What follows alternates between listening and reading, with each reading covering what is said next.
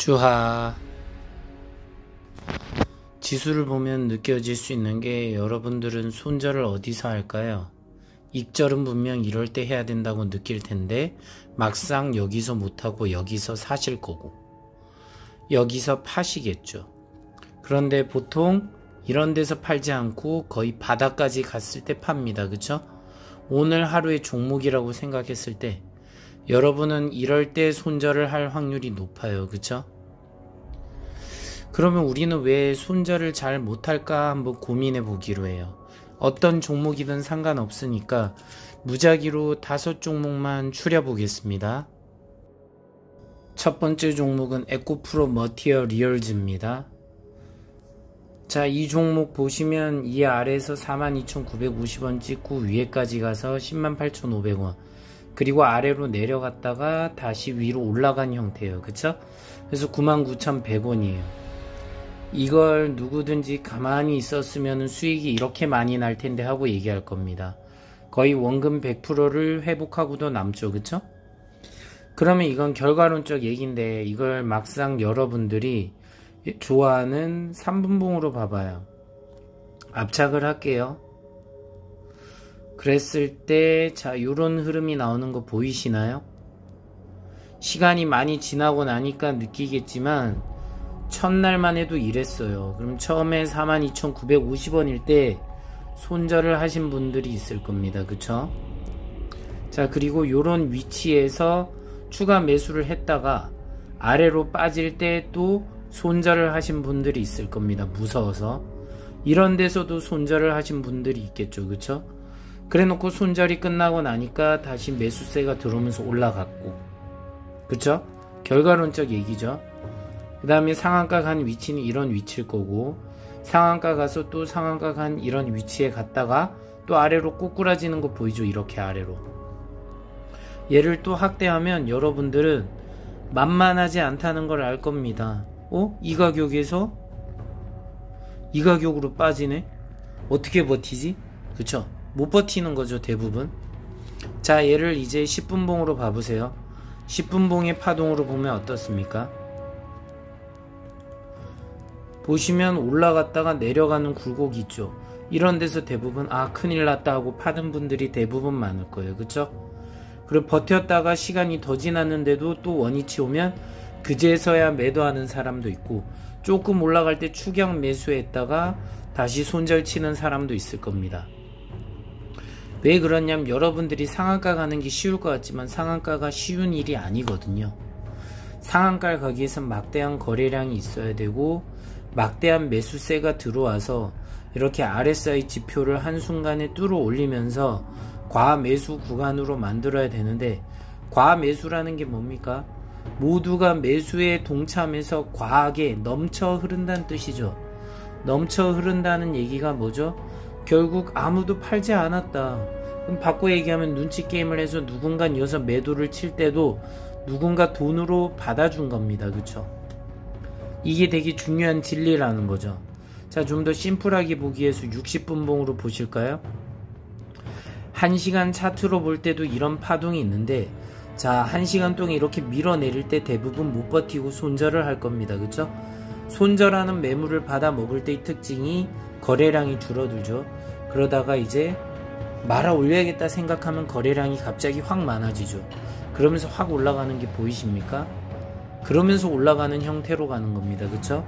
차트로 볼 때 이게 쉬워 보이겠지만 막상 당일에 여러분들이 대응할 때 쉽지 않았을 겁니다.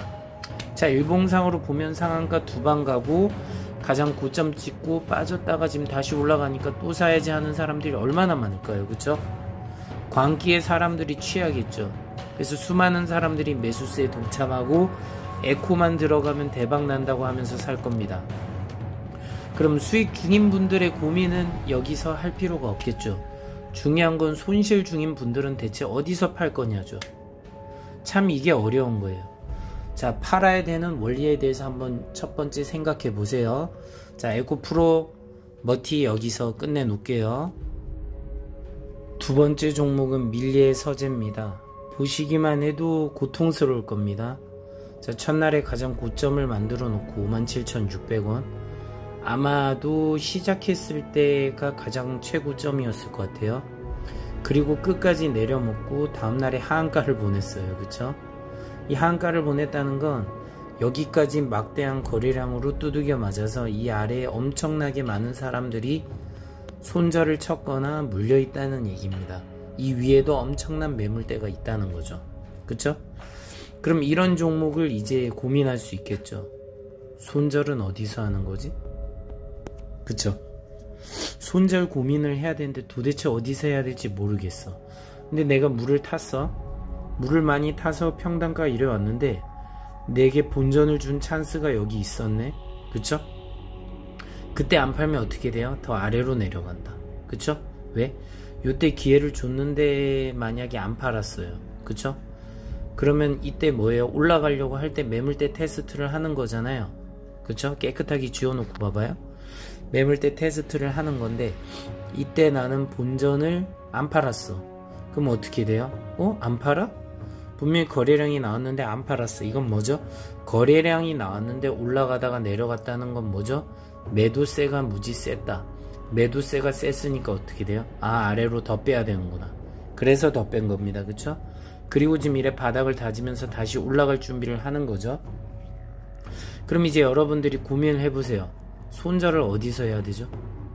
본인의 평단가가 있었을 때 손절을 어디서 해야 될까요? 그냥 무조건 물타기 하고 더 저점 매수를 하나?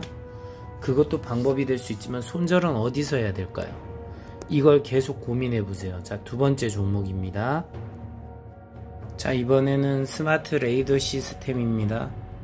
요 아래서부터 이렇게 위로 올라갔죠. 상한가 3만원을 찍었어요. 그쵸? 그리고 아래로 빠지는 형국세를 그렸죠. 물론 저는 매수 매도를 다 했기 때문에 이런 위치에서 매도까지 다 끝내고 보유를 아예 안 하고 있는 상태입니다. 그쵸? 그런데 바닥으로 한번 퐁당 두 번 내려오면서 이 아래까지 왔죠. 자, 이때 저점 매수를 하면 좋겠지만 대부분은 공포에 손절을 쳤을 겁니다. 그쵸? 손절을 언제 해야 될까요? 자, 세 번째 종목이었어요. 그쵸? 스마트 레이더 시스템. 왜 이제 와서 미친듯이 올라오는 이런 그림이 나올까? 잘 생각해 보세요. 손절을 어디서 해야 될까? 다음은 로봇 대장주 네 번째 레인보우 로보틱스입니다. 자, 레인보우 로보틱스 보시면은 이렇게 고점을 만들었죠. 242,000원. 그쵸? 이렇게 한다면 이 아래로 계속 빠진 거 보이시죠? 이렇게 아래로 계속 빠졌다가 지금 다시 이렇게 위로 올라가고 있는 형국입니다. 그쵸?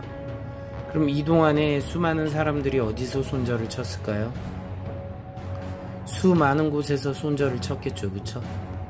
버틸 대로 버텼다가 손절 치는 사람도 있을 거고. 자, 이 종목은 어디서 손절을 쳐야 될까요? 모두가 알잖아요. 레인보우 로보틱스, 로봇의 광기. 그쵸? 지금은 두산 로보틱스가 다시 그 광기를 이어받고 있지만, 자, 이 종목은 어디서 손절 쳐야 될까요? 자, 다음은 큐리옥스 바이오 시스템입니다. 10만원 간다고 이때 얘기가 나왔었고, 물론 저는 믿지 않았습니다. 그쵸? 그렇게 누가 10만원 간다 20만원 간다고 하면 이건 좀 위험하잖아요. 그쵸? 결과론적 얘기지만 결국은 꼬꾸라져 있습니다. 꼬꾸라져 있을 때도 한 번씩 파동을 일으키면서 가요. 그럼 이런 애들은 손절을 어디서 해야 될까요? 여러분들이 물려있다고 쳤을 때. 자, 모든 5 종목에 대한 분석이 다 끝났어요. 그쵸? 이 5 종목에서 여러분들은 손절을 어디서 해야 될지 한번 잘 생각해 보세요. 이게 되게 중요해요. 손절을 어디서 해야 될까? 물을 타야 될까? 손절을 해야 될까? 여기서 물 타는 건 제하고 손절을 어디에서 해야 될까만 생각을 해보세요. 그리고 댓글로 올려주세요. 댓글로 여러분들의 생각을 올려주세요. 어떤 종목이든 좋고요. 지금 이 5 종목에 해당되시는 분들도 좋고요. 댓글로 손절을 어디서 해야 될지 한번 올려주세요. 구체적으로 말씀해 주셔도 좋고요. 추상적으로 얘기해도 상관없습니다. 손절은 어디서 해야 될까요? 이 문제에 대해서 제가 질문을 드리는 이유를 잘 생각해 보세요. 이 사람은 손절을 어디서 해야 될까 알려주려고 하는 줄 알았는데 손절을 어디서 해야 되냐고 도리어 묻고 있네. 왜 묻는 거지?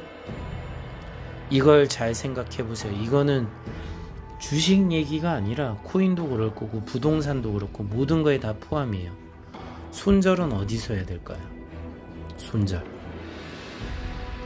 손절이라는 거는 손실을 확정하는 행동이잖아요. 손실 확정은 어디서 해야 될까? 잘 생각해 보시기 바랍니다. 구독과 좋아요, 알림 설정은 사랑이고 저에게 큰 힘이 됩니다. 말로 제가 영상을 지속하는데도 큰 동기부여가 됩니다. 시청해 주셔서 감사합니다.